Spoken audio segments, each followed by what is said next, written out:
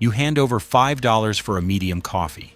You take that first sip in your car. It's burnt, or watery, or tastes like they cleaned the machine with dish soap and forgot to rinse.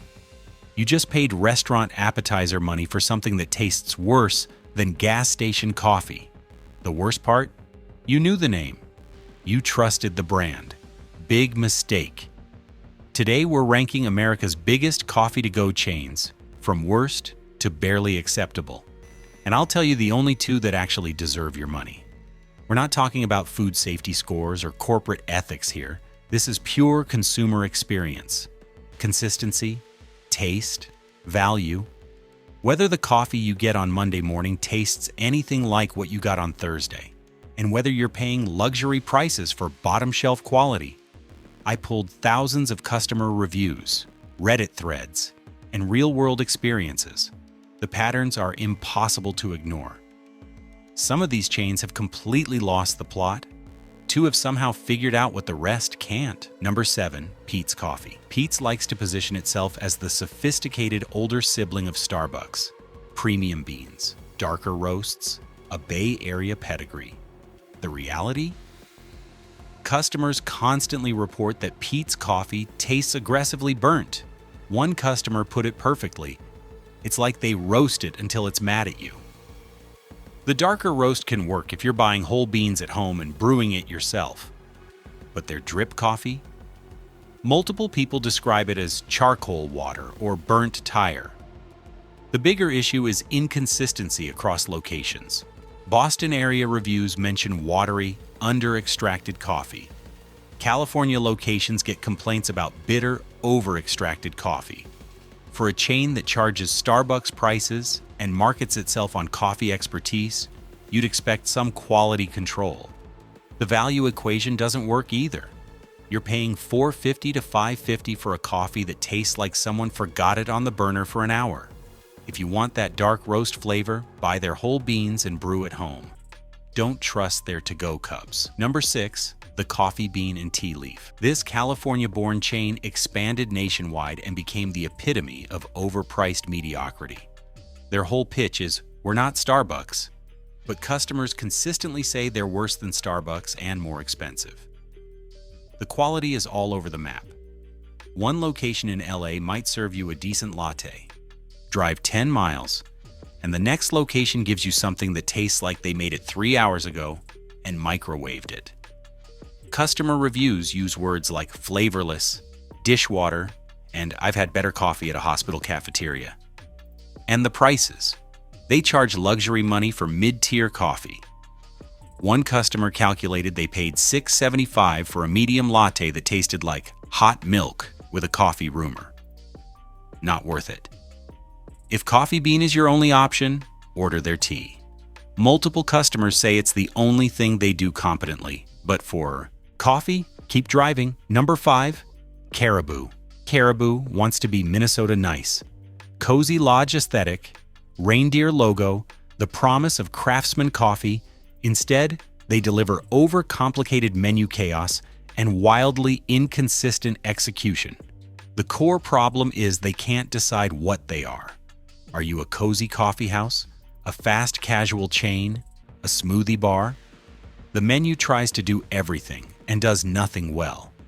Customers complain the regular coffee tastes like burned water with a caffeine rumor, while the specialty drinks are so sugary they might as well be milkshakes. But the real killer is location inconsistency. You'll find reviews of the same drink at different locations described as perfect and undrinkable in the same week. One customer wrote, "I don't know if I'm getting actual coffee or if someone's guessing what coffee should taste like." The Midwest locations tend to be better than their recent expansions, but even then you're rolling the dice. For a chain that positions itself as craft-focused, that's unacceptable. Consistency is the bare minimum. Number 4, Tim Hortons. In Canada, Tim Hortons is an institution. In America, it's a cautionary tale of what happens when a coffee chain forgets how to make coffee. The decline is real and documented by thousands of disappointed customers. People who grew up on Tim Hortons in Canada cross the border and can't believe how bad the American locations are. The coffee tastes thin, watery, and almost sour. One customer described it as brown water that's vaguely coffee adjacent. The food situation is even worse. Donuts that taste like cardboard. Sandwiches that look nothing like the menu photos. Multiple people mentioned getting stale pastries. One review said, "The donut was so stale, I'm pretty sure it remembered the Reagan administration." Here's the thing. Tim Hortons changed its coffee supplier years ago, and quality collapsed. In the US, they're running on brand recognition from people who remember when they were good. New customers try it once and never come back. If you're in Canada, maybe you'll get lucky with a decent location. In the States, it's not worth your time or money. The Tim Hortons you remember doesn't exist anymore. Before we get to the top 3, yes, one of them is probably in your town. Drop a Jack Jerk coffee ranking in the comments if you're surprised by any of these so far. And if you've had a nightmare experience at any coffee chain, I want to hear about it. Now let's talk about the worst of the worst. Number 3, Dutch Bros. This is where I'll lose some of you. Dutch Bros has a cult following. The drive-through energy, the friendly staff, the TikTok hype. But here's the truth. Dutch Bros doesn't serve coffee. They serve candy-flavored caffeine milk. Customer after customer makes the same point. If you order a plain coffee, it's terrible. Bitter, harsh, one-dimensional. The only way Dutch Bros works is if you bury it under 3 pumps of vanilla, caramel, drizzle, and whipped cream. At that point, you're drinking a milkshake that happens to contain caffeine. One former barista said, "We were trained to upsell flavor shots because the actual coffee was undrinkable by itself." Another customer wrote, "I ordered a black coffee and the barista looked at me like I'd asked for poison." The vibe is great if you're 22 and want a sugar rush, but if you actually like the taste of coffee, Dutch Bros is a nightmare. And they charge premium prices for it. You're paying $5 to $7 for something that tastes like melted ice cream with espresso in it. If you love Dutch Bros, that's fine. But don't confuse it with good coffee. It's a dessert delivery system. Number 2, this might shock people. Dunkin' is everywhere. America runs on Dunkin'. Except America is running on watery, inconsistent, often burnt coffee that costs way too much. The number one complaint about Dunkin' is consistency, or the complete lack of it. Go to Dunkin' on Monday, and your coffee is perfect. Tuesday, it tastes like they forgot to add coffee to the coffee. On Wednesday, it's burnt. One customer said, "I've gotten 5 different drinks from the same order at the same location in 1 week." Then there's the quality issue. Dunkin' coffee, when made correctly, is aggressively mediocre. It's not good, it's just not offensive. But most of the time it's watery, flavorless, or bitter. For a company literally named after coffee and donuts, that's embarrassing. And the prices have crept up to Starbucks levels without any improvement in quality. You're paying $4 to $5 for something that tastes like break room coffee. The donuts aren't even good anymore. They're mass-produced, shipped frozen, and taste like sweetened foam. Dunkin' survives on convenience and habit, but habit isn't quality.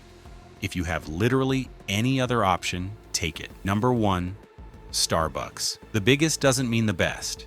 Starbucks is the Walmart of coffee chains, everywhere, expensive, consistently disappointing. Let's start with the core product. Starbucks over-roasts their beans to the point where every drink tastes the same. Burnt.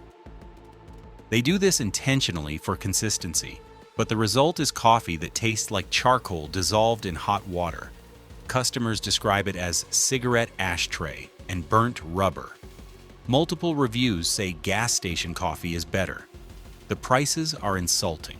$7 for a medium latte, $8.50 for a frappuccino that's more sugar than coffee. You're paying luxury money for fast food quality. But here's the real killer. Starbucks treats coffee like an afterthought.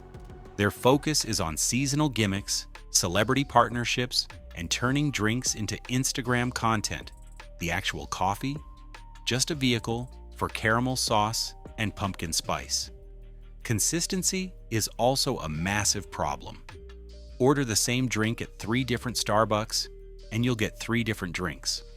Staffing issues, training cuts, and high turnover mean you're gambling every time. One customer said, "I've had the same drink made 10 different ways. None of them were good." For what Starbucks charges, you could buy premium beans and a quality grinder, and make better coffee at home for a month. Stop paying $8 for burnt milk with a shot of espresso in it. You deserve better. Now for the good news. 2 chains actually get it right. Worth it number 2. Black Rock Coffee Bar. Black Rock started in Oregon and slowly expanded across the Northwest and Southwest. They're still regional, which might be why they haven't screwed it up yet. The coffee is consistently good. Not amazing, not life-changing, but reliably solid every single time. Customers mention the same experience across locations. Smooth, well-extracted coffee that actually tastes like coffee. No burnt notes, no watery mess. The pricing is fair. $3.50 to $4.50 for drinks that would cost $6 at Starbucks. And the quality is better. Multiple reviews mention being shocked at how much better Black Rock is compared to the big chains. They also train their staff properly, consistent preparation, friendly service without being aggressively over the top about it. You order a coffee, they make it well, you leave happy. Revolutionary concept. If you see a Black Rock, stop. It's worth your time. Worth it? Number 1. Biggby Coffee. Never heard of them? They're a Midwest chain that does one thing right. They care about coffee quality, and it shows. Biggby focuses on consistency above everything else. Same drink, same quality, every location. Customers across multiple states report identical positive experiences. The coffee is smooth, not bitter, properly extracted. When you order a cappuccino, you get an actual cappuccino, not a dessert in a cup. The value is unbeatable. A large coffee runs about $3. Specialty drinks top out around $4.50. Compare that to Starbucks charging $7+ for burnt milk. But what really sets Biggby apart is that they respect coffee. They're not trying to be a lifestyle brand. They're not chasing TikTok trends. They roast quality beans, train their people properly, and serve good coffee at fair prices. Customer reviews use words like consistent, reliable, and actually taste like coffee should. One customer wrote, "I drove past Starbucks to go to Biggby and saved $3 for better coffee. Why doesn't everyone do this?" Because Biggby is still mostly regional. But if you're in the Midwest or Southeast and you see one, that's your spot. They're what coffee chains should be and rarely are. Bottom line, stop paying luxury prices for burnt mediocrity. Find a local shop or track down a Biggby. Your wallet and your taste buds will thank you. Drop your coffee horror stories in the comments. And if you've got a local chain that beats the big guys, I want to hear about it. See you next time.